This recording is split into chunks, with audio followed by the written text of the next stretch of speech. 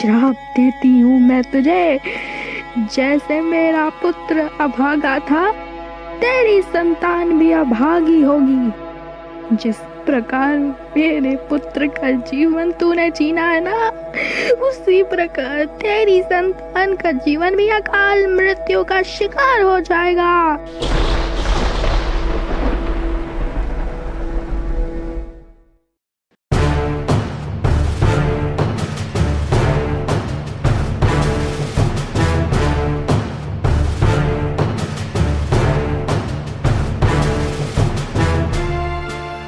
आप सुन रहे हैं समरदूत और ये है उसका तीसरा एपिसोड। पिछले एपिसोड में आपने सुना जब रानी देवना ने सबके सामने महाराज प्रचंड की अवहेलना की, उनका निरादर किया, तब क्रोध में आकर महाराज प्रचंड ने भरी सभा में रानी देवना पर हाथ उठाया और उन्हें बालों से घसीटते हुए कक्ष में बंद करके उन्हें धमकाया कि अगर आगे से वो कभी भी उनके विरुद्ध कोई भी कार्य करेंगी तो वह उन तीनों भाई बहनों को जान से मार डालेगा। अब आगे।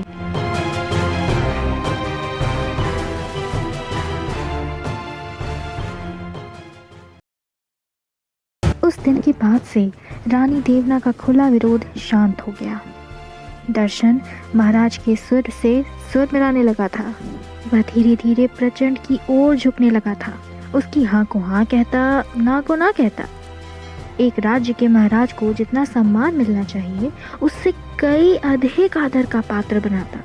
कभी कभी तो प्रचंड के भावनात्मक पक्ष को उजागर करने के लिए उसे जीजा जी कहकर भी संबोधित करता था। महाराज प्रचंड के हर निर्णय में अब उसका बड़ा हाथ होता था। उनके सामने वह पूरी निष्ठा और भक्ति भाव के साथ अपना कार्य संपन्न करता था। धीरे धीरे प्रचंड उसकी इसी भाव का कायल हो गया था। एक बार की बात है, उत्तरी जीवों का क्रोध इतना बढ़ चुका था कि वह विद्रोह पर उतर आए थे। तब प्रचंड ने एक बैठक बुलवाई।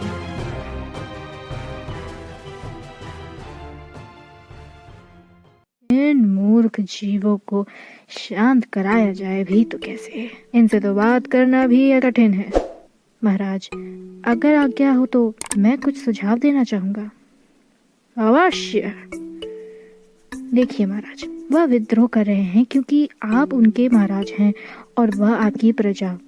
यदि वह आपकी प्रजा नहीं होते और न ही आप उनके महाराज तो इस विद्रोह का कोई अर्थ ही नहीं होता। हम सब जानते हैं कि उत्तरी जीव समरदूत नहीं बल्कि उग्रदूत से उत्पन्न हुए थे। अब जबकि वो उग्रदूत से आए हुए हैं न कि समरदूत से, तो वो आपकी प्रजा कैसे हुए? और इसीलिए इस विद्रोह का कोई अर्थ ही नहीं होता और आपका उनसे कोई लेना देना ही नहीं होता। अर्थात आप चाहते हैं कि हम उनको समरदूत की नागरिकता से बेदखल कर दें। अद्भुत, अच्छी युक्ति है, बहुत खूब, हमें आपसे यही उम्मीद थी। क्षमा करिए महाराज, किंतु ऐसा करने से क्या उनमें और आक्रोश नहीं बढ़ जाएगा? मतलब यदि ऐसा हुआ तो वह हमारे लिए घातक सिद्ध हो सकते हैं। प्रतीत होता है महोदय दर्शन अधिक दूर तक नहीं सोच पाते। वर्धमान राज्यसभा का ही एक मंत्री वर्धमान दर्शन की बढ़ती प्रसिद्धता से चलता था। वह हमेशा दर्शन को महाराज के सामने नीचा दिखाने का प्रयास करता था। इस बार भी वह यही कर रहा था, परंतु दर्शन हमेशा तैयार रहते थे। वह अपनी सूझबूझ से बच निकलते थे। अरे वो तो होते ही अजीब है, अजीब सर फिरे। अरे क्या पता कोई कभी उड़ता हुआ ऐसे ही आ जाए और तांडव मचा दे। अरे भाई, कोई भरोसा थोड़ी ना है उनका, है ना महाराज? स्पष्ट है, इसी कारणवश मैं पहले से ही महल की सुरक्षा प्रबंध को और दुरुस्त करने का मापचित्र अपने साथ लाया था। महाराज प्रचंड दर्शन से और भी प्रभावित हो गया और वर्धमान अति सतर्क। कभी कभी तो दर्शन को वह कार्य भी करने पड़ते थे जो वो नहीं करना चाहता था। एक बार जब राज्यसभा के 2 घोड़े बीमारी के कारण मर गए तो महाराज ने जानवरों के वैद्य को बुलवाया जो कि उनका उपचार कर रहा था। तुमने हमारे 2 घोड़ों को मार डाला और 4 को संक्रमित कर दिया। 6 घोड़ों की जान की कीमत का तुम्हें अनुमान भी है? वह 6 घोड़े महाराज की जान एक बार नहीं बार बार बचा सकते थे, हमारी जान बचा सकते थे। अर्थात 6 घोड़ों की जान एक महाराज की जान के बराबर है। अर्थात तुमने हमें मारने का प्रयास किया। जानते हो महाराज की हत्या का प्रयास करने का दंड क्या है? मृत्युदंड। क्षमा करिए महाराज, क्षमा क्षमा। बेचारा वैद्य क्षमा प्रार्थना करने के अलावा करता भी क्या? वह एक युवक था, गोरा, सुंदर और निश्चित ही बुद्धिमान, किंतु अभागा। वधिक को बुलाया गया और प्रचंड ने भरी सभा में वैद्य का गला काटने का आदेश दिया। इतने बेतुके कारण के लिए एक नवयुवक को मारना वधिक को भी कुछ ठीक नहीं लगा। पूर्व महाराज के कार्यकाल में ऐसा कभी नहीं हुआ था, इसलिए वह अनिश्चितता के भाव से महाराज को देखा। प्रचंड ने फिर स्थिति संभालने के लिए दर्शन को आगे किया। कुछ झिझक के साथ दर्शन खड़ा हुआ, फिर खुद को प्रोत्साहित करता हुआ आगे बढ़ा और वधिक के हाथों से तलवार लेते हुए बोला, आप जानते हैं ना कि आपका समरदूत नरेश के प्रति क्या कर्तव्य है? आपको किस कार्य के लिए महल से वेतन मिलता है? अगर नहीं तो हम आपको बताते हैं। महाराज की वाणी हमारे लिए ईश्वर की वाणी है। अगर वह कहती है कि तलवार उठाओ तो हमें तलवार उठा लेनी चाहिए। अगर वह कहे कि गला काटो तो काट देना चाहिए वो गला। और यह कहते ही उसने वैद्य का गला काट दिया। वैद्य का सर कटकर जमीन पर जा गिरा। उसका खून लाल छींटे बनकर दर्शन के चेहरे पर छप गया और कुछ बूंदें बनकर कालीन पर टपकने लगा। पूरी सभा विस्मित होकर उठ खड़ी हुई। उनके लिए यह दृश्य लाखों में एक था। पूर्व महाराज जो अपने न्याय के लिए विख्यात थे, उन्हीं का पुत्र एक निर्दोष को मृत्यु के घाट उतार दिया, वो भी इतनी छोटी उम्र में। प्रचंड पूर्ण रूप से दर्शन पर विश्वास करने लगा था। हर मुख पर दर्शन के नाम की जय जयकार थी, किंतु उसके मन में अशांति वास कर रही थी। मन को शांत करने के लिए वह वैद्य की लाश खुद उसके घर ले गया। वैद्य की विधवा अपनी चूड़ियां तोड़ने लगी।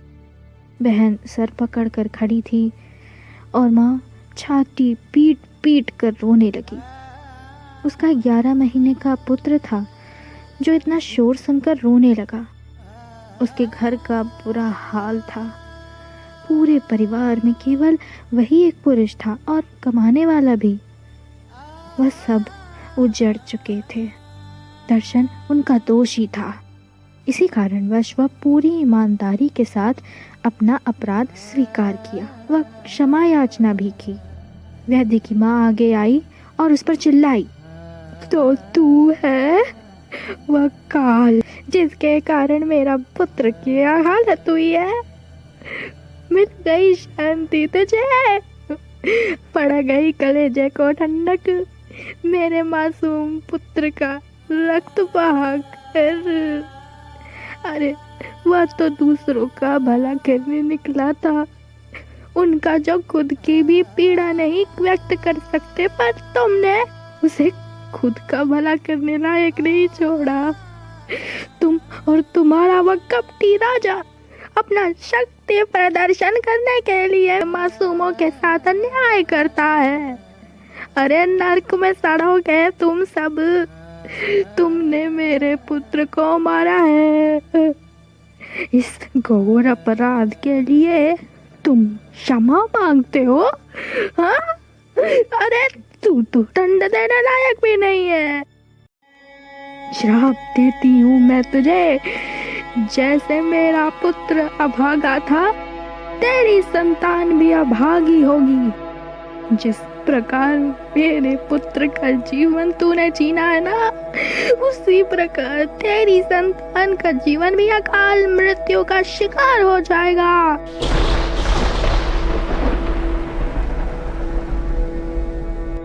दर्शन पर बिजली टूट पड़ी।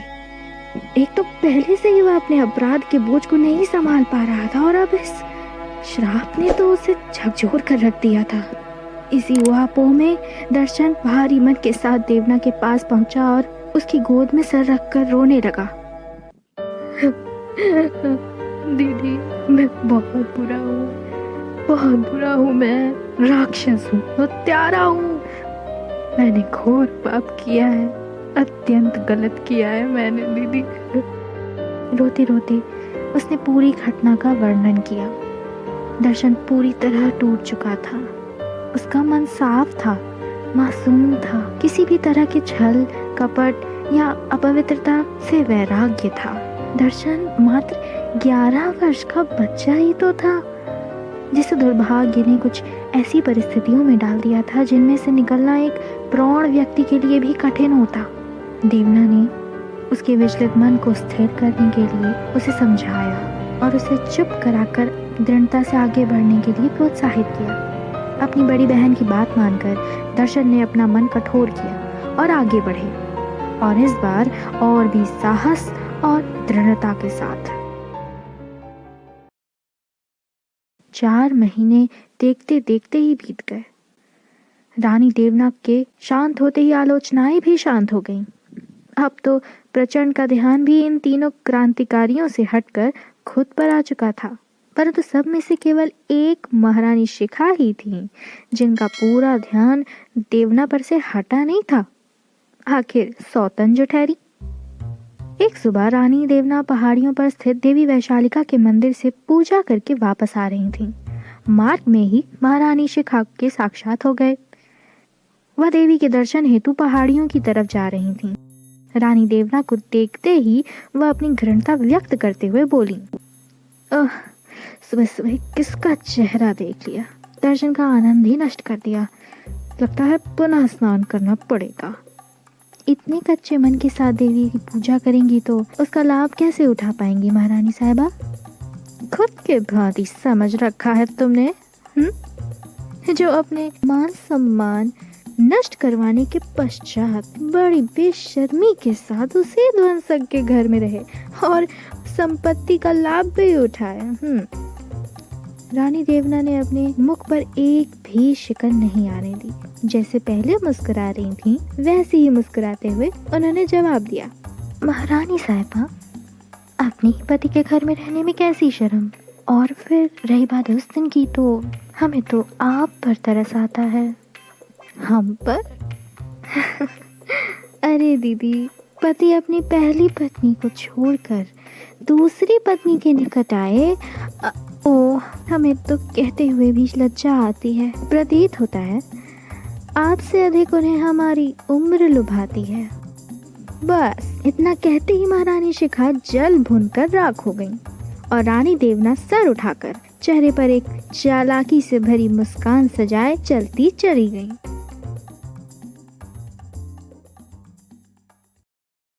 इन दोनों सौतनों के ये छोटे छोटे युद्ध तो होते ही रहते थे, किंतु भरपाई तो ये धारिका को करनी पड़ती थी। महारानी अपनी खीज बेचारी उस बच्ची पर निकालती रहती। इन सब में से अगर किसी की हालत में सुधार आया था तो वह केवल दर्शन था। महाराज के दाहिने हाथ बनने के पश्चात उसकी काफी तरक्की हो गई थी। उनके पास सब था, सम्मान, शक्ति, धन, अपना कक्ष, अच्छे वस्त्र, सब कुछ। उसके मार्ग में अगर कोई अड़चन थी तो वह केवल वर्धमान था। वह दर्शन से ईर्ष्या करता था और शक भी। उसने ठान रखा था कि एक दिन महाराज के सामने उसकी मंशाएं प्रदर्शित करके ही रहेगा। अगले कुछ महीनों में महारानी शिखा गर्भवती बन गई। प्रचंड का वंश आखिरकार आगे बढ़ने वाला था।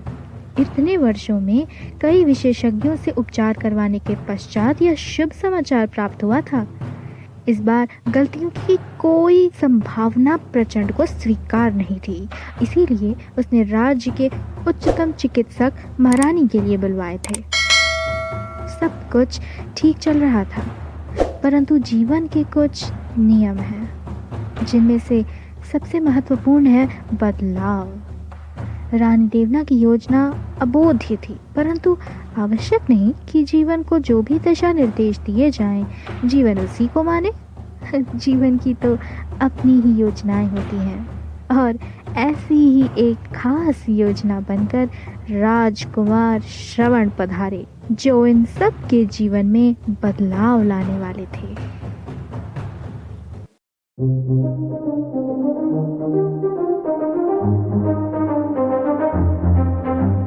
TakeTones.com.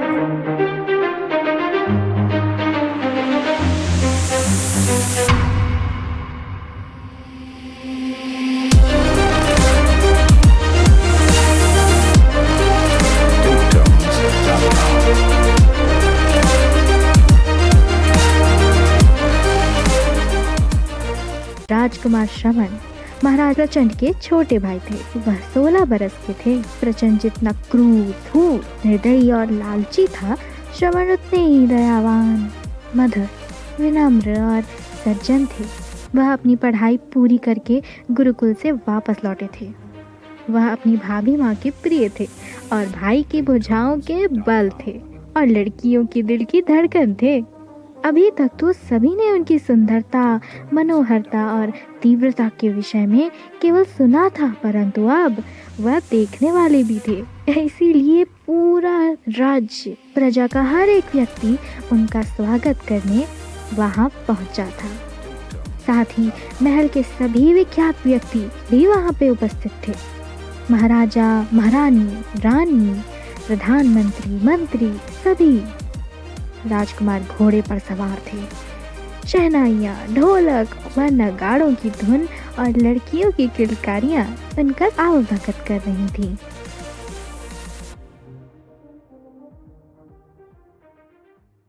श्रवण अपने घोड़े पर से उतरकर महारानी शिखा के पास पहुंचते हैं और उनके चरण स्पर्श करते हैं। उनकी भाभी माँ आंखों में खुशी के आंसू लिए उनको तिलक लगाती हैं, आरती उतारती हैं और फिर कुछ सूखी लाल मिर्च व नमक मुट्ठी में बांधकर नजर उतारती हैं। श्रवण को माँ का प्यार भाभी से ही मिला था। इसी कारणवश वह उन्हें अपनी माँ समान मानते थे। महारानी शिखा भी अभी तक निसंतान थी और उनको भी पुत्र प्रेम श्रवण से ही प्राप्त हुआ था। राजकुमार श्रवण आगे बढ़े और अपने भैया के चरण स्पर्श किए। प्रचंड ने श्रवण को गले लगा लिया। स्वागत है आपका। समरदूत का महाराज बनने पर आपको ढेरों बधाइयाँ भैया। धन्यवाद धन्यवाद, और बधाइयाँ आपको भी समरदूत का राजकुमार बनने पर। आइए हम आपकी भेंट कुछ महत्वपूर्ण व्यक्तियों से कराते हैं। आइए आइए। प्रचंड श्रवण को लेकर आगे बढ़ा तो श्रवण का ध्यान देवना की तरफ आकर्षित हुआ, जो रानी के पहनावे में एक कोने में खड़ी हुई थी। भैया, वो कौन है? महत्वहीन व्यक्ति। भैया, हमारा अर्थ था कि अरे वो रानी की तरह दिखती हैं। हाँ, क्योंकि वो रानी है, रानी देवना, हमारी दूसरी पत्नी। आपने हमें बताया नहीं? हमें तो उनके चरण स्पर्श करने चाहिए। क्या? अरे वो तुमसे छोटी हैं उम्र में और अब इसकी कोई आवश्यकता नहीं है, किंतु वह सम्मान की पात्र हैं। वैसे भी अब हम राजवंशी हैं और एक सच्चे राजवंशी की पहचान अपने सज्जनता से होती है, और एक सज्जन व्यक्ति अपने प्रस्ताव हमेशा सम्मान पूर्वक करता है। कम से कम उन्हें नमस्कार तो कर ही सकता हूँ। अरे लेकिन यह कहते हुए राजकुमार श्रवण आगे बढ़े। वह रानी देवना के समीप पहुंचे और देवना की घूरती आंखों में देखते हुए सर झुकाकर बोले, रानी देवना। देवना ने भी बराबरी से जवाब दिया, राजकुमार श्रवण, हमारा आपको सहृदय नमस्कार। आपसे मिलकर अच्छा लगा। देवना उसी तीव्रता को आंखों में रखकर श्रवण की सज्जनता देखती रही। श्रवण एक मुस्कुराहट अपने मुख पर सजाए हुए बोले, अब आज्ञा चाहता हूँ रानी साहिबा। पहली बार किसी ने देवना को इतने सम्मानपूर्वक संबोधित किया था, जिसका आनंद उसके चेहरे पर और खीज प्रचंड व शिखा के चेहरों पर साफ नजर आ रही थी।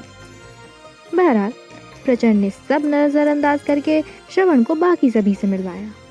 फिर दर्शन के पास आकर बोले, और आखिर में हमारे सबसे खास एवं विश्वसनीय मंत्री, प्रधान सलाहकार दर्शन। ये हमारे पूरे मंत्रिमंडल के सबसे कम उम्र के और सबसे हुनरमंद मंत्री हैं, और हमारे साले साहब भी।